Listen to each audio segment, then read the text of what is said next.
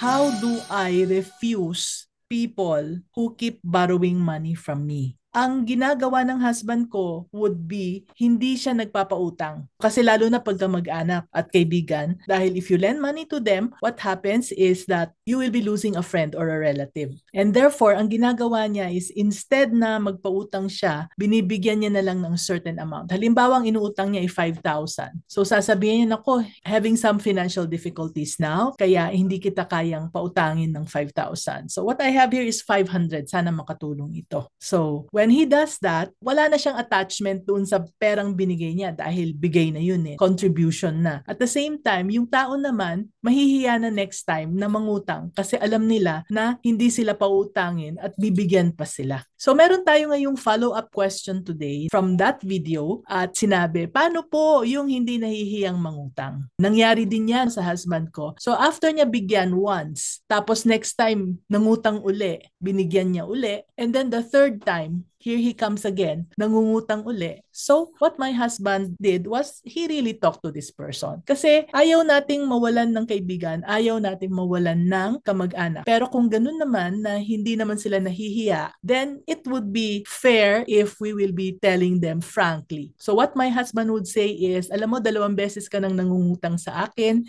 and I tried my best to help you kahit walang-wala ako, very tight ang aking financial situation, binigyan na kita once, binigyan na kita ng second time, siguro naman pwede na. Hindi na kita pwedeng tulungan dahil marami pa rin akong obligasyon. So on the third time, what my husband would do is hindi na siya magbibigay at hindi rin siya magpapautang. And nangyari ito to only one person. And since then, hindi na siya lumapit. So try that. I'm not saying guaranteed that it will work, pero talagang pinarangkan niya na. And even if he loses this friend or even if he loses this relative, by that time, parang ikaw rin, you will not feel guilty anymore kasi nakatulong ka na. At the same time, that person should get the message na. And kung ulitin niya pa uli, then just say the same thing. Okay? I hope nakatulong.